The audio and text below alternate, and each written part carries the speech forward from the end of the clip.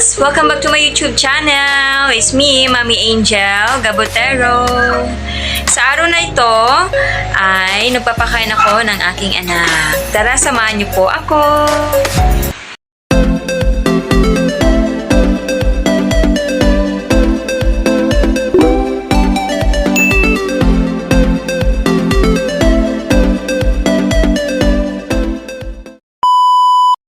Mga mamis, ang food niya po ngayon is kalabasa.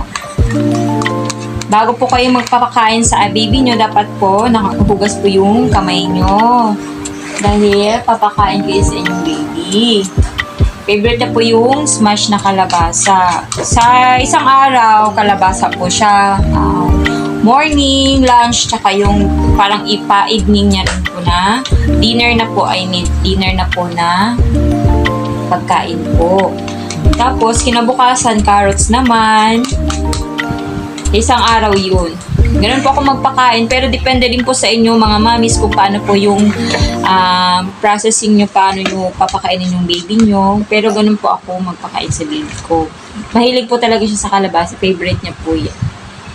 Yan, nakikinig siya.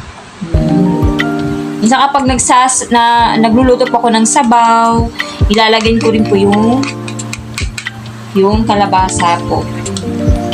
Minsan po breastfeeding po kasi siya, so yung gatas ko po yung nilalagay ko para masustansya din po yung kinakain niya. Tapos everyday din po yung vitamins niya.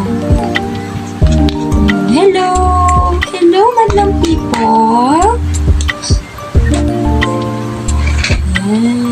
Kasi ngayon na po ulit nakapag-vlog dahil po medyo busy-busy ang mami.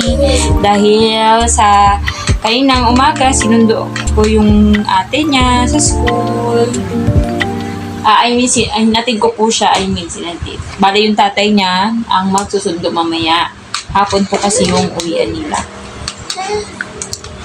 Thank you po sa mga subscriber ko po dyan. Mahabot na po tayo ng 20 subscribers.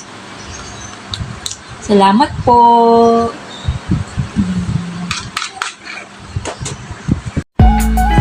So, yun lang po muna mga mamis, mamshis. Sana nagustuhan nyo po yung video ko kahit maiksi man lang dahil papakainin ko pa po siya, continue ko po siya papakainin.